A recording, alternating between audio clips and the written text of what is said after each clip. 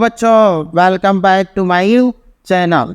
और इस सेशन में हम देखेंगे जीएस का एक इम्पोर्टेंट टॉपिक, सिख धर्म।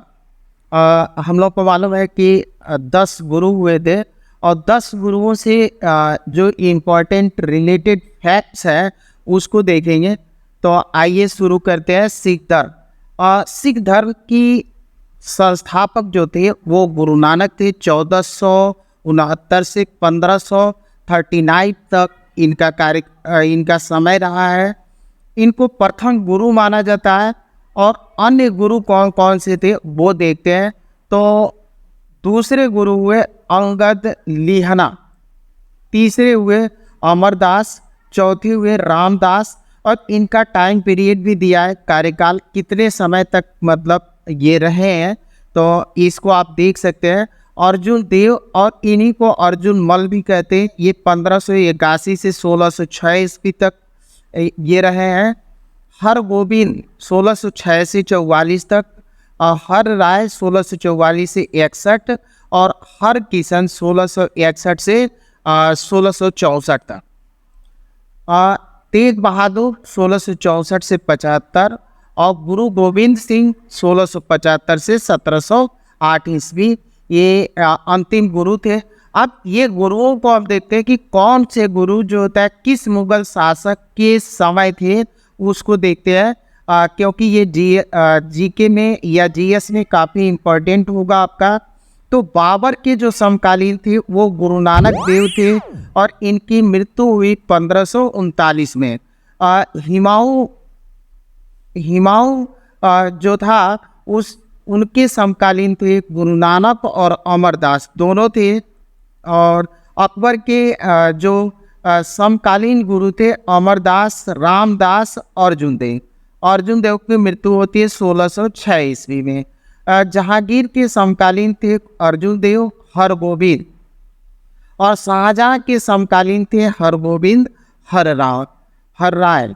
और औरंगजेब के समकालीन थे हर राय, हरकिशन, तेग बहादुर और गुरु गोविंद सिंह जी। इतने थे जो मुगलों के समकालीन थे गुरु। और हमको मालूम है कि जो गुरु हुए उनकी संख्या 10 है। और अर्जुन देव को जहांगीर ने और तेग बहादुर को औरंगजेब ने मृत्युदंड दिया था। लेकिन जो गुरु गोविंद सिंह थे उनका जो होता है किसी ने मृत्युदंड नहीं दिया था, बल्कि उनकी हत्या की गई थी। तो वो हम देखेंगे कि किस रीजन से हत्या हुई थी और कहाँ पे हुई थी। आगे चलते हैं, हम लोग सिख गुरुओं से संबंधित कुछ इम्पोर्टेंट फैक्ट देखते हैं।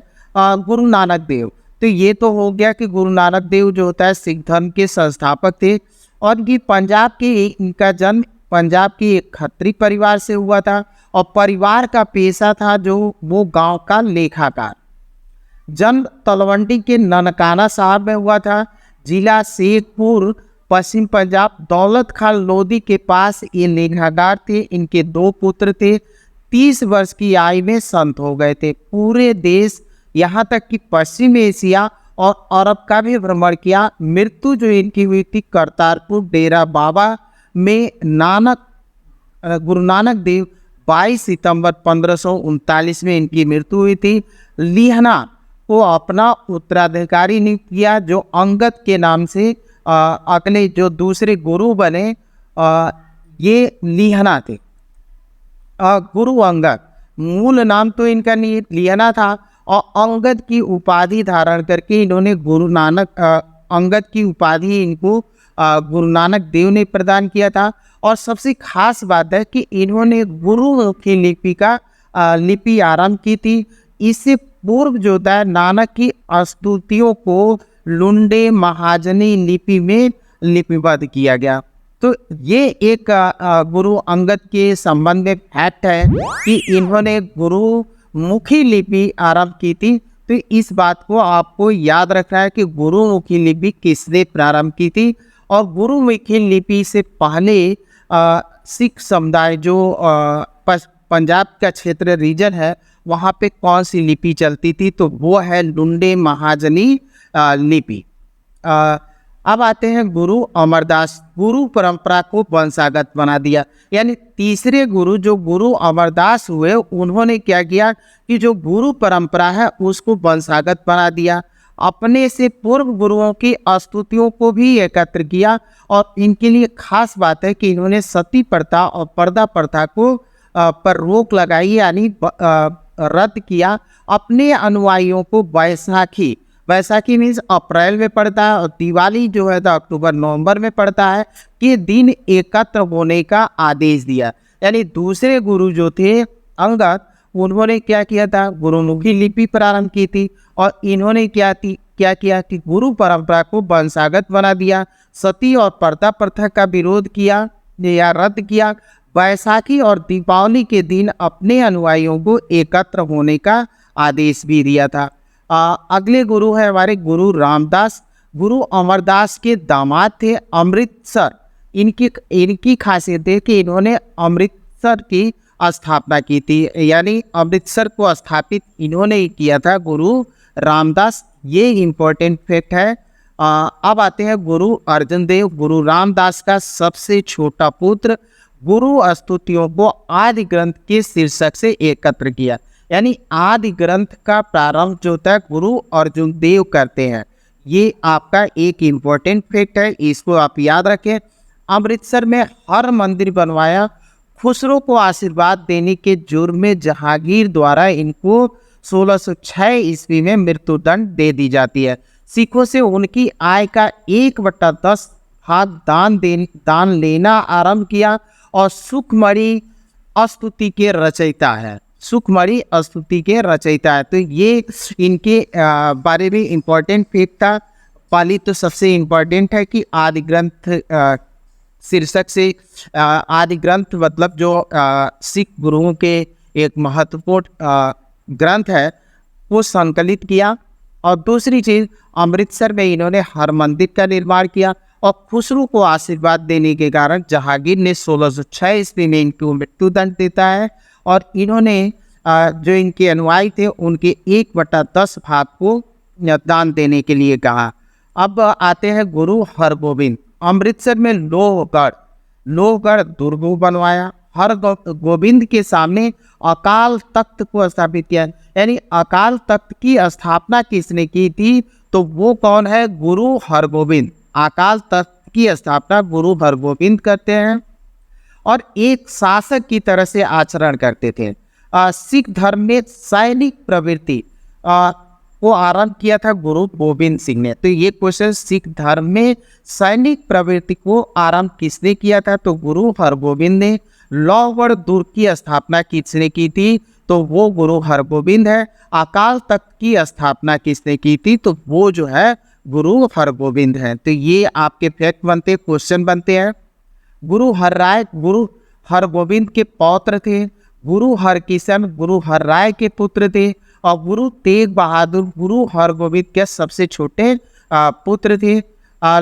औरंगजेब के द्वारा मृत्युदंड जो दिया गया 11 नवंबर 1675 ईस्वी को। वाकला में गुरु बने थे गुरु तेग बहादुर। जो लास्ट जो हमारे ये गुरु है, 9वें गुरु है, देखते हैं, आप क्रम देख लेंगे कौन से होते हैं, लेकिन इनके बारे गुरु तेग बहादुर के बारे में हम लोग देखते हैं। वाकला में गुरु बने थे। आनंदपुर में अस्थाई धर्मस्थल था इनका। आगरा के निकट गिरफ्तार हुए और दिल्ली में इनको मृत्युदंड दिया गया। कारण क्या था, जाट और काश्मीरियों में विद्रोह उत्पन्न करने का आरोप था इनके ऊपर। मुसलमानों को शिष्य बनाने का भी आरोप था। तो जाट और काश्मीरियों में विद्रोह उत्पन्न करना और मुसलमानों को शिष्य बनाने का आरोप इनके ऊपर लगा था। चमत्कारिक शक्ति धारण करने और चमत्कार दिखाने का भी आरोप लगा था। और जब इनको मृत्युदंड दी गई थी तो इन्होंने एक स्टेटमेंट दिया था, सिर दिया सिर न दिया, मतलब सिर दिया सिर न दिया। यहाँ पे इस जगह पर न होना चाहिए, छूट गया, सिर दिया सिर न दिया। ये देखेंगे। गुरु गोविंद सिंह ये अंतिम गुरु थे, गुरु तेग बहादुर के पुत्र थे। पटना में जन्म हुआ था। आनंदपुर में गुरु बने थे और इन्होंने नाटक लिखे, एक विचित्र नाटक लिखा था और एक चंडी चरित्र चंडी की वर का रचयिता है। ये कथन इनका था, ईश्वर शत्रुओं को परास्त करता है और तलवार भी ऐसा ही करती है, इसलिए तलवार ही ईश्वर है और ईश्वर ही तलवार है। ये विचित्र नाटक में लिखते हैं। मैं नमन करता हूँ तलवार और खड़ग को जो बुराई को नष्ट करते हैं। मैं नमन करता हूँ तलवार और खड़ग को जो बुराई को नष्ट करते हैं। 5 रत्न धारण किए, यानी जो अंतिम गुरु थे गुरु गोविंद सिंह, उन्होंने क्या किया, 5 अंतिम गुरु जो हम लोग के थे गुरु गोविंद सिंह, वो 5 रत्न धारण किए, केस, कंघा, कृपाण, कड़ा और कच्चा। ये 5 क से शुरू होते हैं। संबोधन था, वाहे गुरु जी की खालसा, वाहे गुरु जी की फतेह, वाहे गुरु जी की खालसा, वाहे गुरु जी की फतेह। पंच प्यारे इनके थे, दयाराम, धर्मदास, साहिब चंद, हिम्मत चंद कहार, मोखन चंद छिंब। इन व्यक्तियों को खालसा कहा गया, यानी खालसा की स्थापना जो है गुरु गोविंद सिंह करते हैं। खालसा की स्थापना आनंदपुर में 30 मार्च 1699 को हुई थी। ये भी एक इम्पॉर्टेंट फैक्ट है। खालसा की स्थापना किस गुरु ने किया था, तो गुरु गोविंद सिंह ने। खालसा की स्थापना कब हुई थी, तो 1699 30 मार्च को हुई थी। इनके 2 पुत्र थे, जोरावर सिंह और फतेह सिंह, जिनको दीवार में चुनवा दिया गया था। किसने चुनवाया था वो आगे चलकर हम देखेंगे। एक जफरनामा लिखा था इन्होंने, और यह 111 पंक्तियों पर आधारित फारसी भाषा में कविता के रूप में औरंगजेब के उस पत्र का उत्तर है जिसमें उसने गुरु को आमंत्रित किया था। यानी जफरनामा 111 पंक्तियों पर आधारित फारसी भाषा में कविता के रूप में औरंगजेब के उस पत्र का उत्तर है जिसमें उसे गुरु को आमंत्रित किया था। आदि ग्रंथ गुरु ग्रंथ साहिब को पूर्ण किया, जिसने अपने पिता की स्तुतियों को शामिल किया। 10वें ग्रंथ के नाम से आपने अपना एक ग्रंथ लिखा था। गुरुओं की श्रृंखला को पूर्ण हुआ घोषित किया, मतलब गुरु इन्होंने ये घोषित कर दिया कि गुरुओं की परंपरा या श्रृंखला पूर्ण होती है। मुअज्जम की सेना में मुराद के विरुद्ध दक्षिण भारत गए। 1708 ईस्वी में नांदेड़ के स्थान पर 2 पठानों ने छुरे से इनको घायल कर दिया, जिससे इनकी मृत्यु हो जाती है 7 अक्टूबर 1708 ईस्वी को। तो ये इम्पोर्टेंट है। इसका सरहिंद का मुगल गवर्नर जो वजीर खान था, वो इनका प्रमुख प्रतिद्वंदी था और इसने ही फतेह सिंह और जोरावर सिंह को दीवार में चुनवाया था। अब कुछ और फैक्ट देखते हैं। गुरु ग्रंथ साहब क्या है, काव्य में है, गुरुमुखी लिपि में है, गुरु अर्जुन देव द्वारा 1604 में संग्रहित किया गया तथा गुरु गोविंद सिंह द्वारा पूर्ण किया गया। नानक की 974 स्तुतियां हैं, अंगद के 62 स्तुतियां हैं, अमरदास के 907 स्तुतियां हैं, रामदास के 672 स्तुतियां, अर्जुन देव की सबसे अधिक स्तुतियां हैं, 2218 स्तुतियां हैं और 116 शब्द। तेग बहादुर की 115, गोविंद सिंह के 1। इसके अतिरिक्त 16 संतों, हिंदू तथा मुसलमानों के पद हैं, जिनमें प्रमुख है फरीद बाबा, सूफी संत कबीरदास, नामदेव, धन्ना, सूरदास, पीपा, रमानंद, मर्दन, सत्य और बलचंद। और भी है, लेकिन ये प्रमुख हैं। तो ये गुरु ग्रंथ साहिब के भाई मर्दन गुरु नानक का आजीवन सहचर था। बाबर के पंजाब पर तीसरे आक्रमण 1520 से 21 के समय बाबर की बर्बरता को पर गुरु नानक की पद है। बाबरपाड़ी, यानी बाबरपाड़ी जो होता है गुरु नानक देव लिखते हैं, और इसमें बाबर ने जो भारत में बर्बरता और कहर ढाया उसका जो होता है इसमें वर्णन मिलता है। अकबर ने गुरु अमरदास और अर्जुन देव से भेंट की और अमरदास को लंगर के लिए अनेक गांव दान में भी दिए थे। जहांगीर ने गुरु हरगोविंद को 12 वर्ष तक ग्वालियर के किले में बंदी रखा। रिहाई के बाद 1621 में गुरु हरगोविंद जहांगीर के मित्र हो गए। जहांगीर ने हरगोविंद को 400 का मनसब भी दिया था और पंजाब में नियुक्त भी किया था। हरगोविंद जहांगीर के साथ कश्मीर गए थे। गुरु हरगोबिंद और शाहजहाँ के मध्य निरंतर संघर्ष होता रहा, जिसमें मुगल पराजित भी हुआ। हरगोबिंद ने लाहौर के काजी की पुत्री कौलन, जो गुरु के शरण में चली गई थी, के नाम पर ही अमृतसर में एक तालाब बनवाया था, जिसका नाम था कौलसर। ये था सिख गुरुओं से संबंधित इम्पोर्टेंट फैक्ट, जो जीएस और जी के पर्पज से काफ़ी इम्पोर्टेंट थे। आई होप ये टॉपिक आप लोगों को पसंद आएगा और जो द ऐप के आप लोगों के लिए उपयोगी भी सिद्ध होगा। Thank you.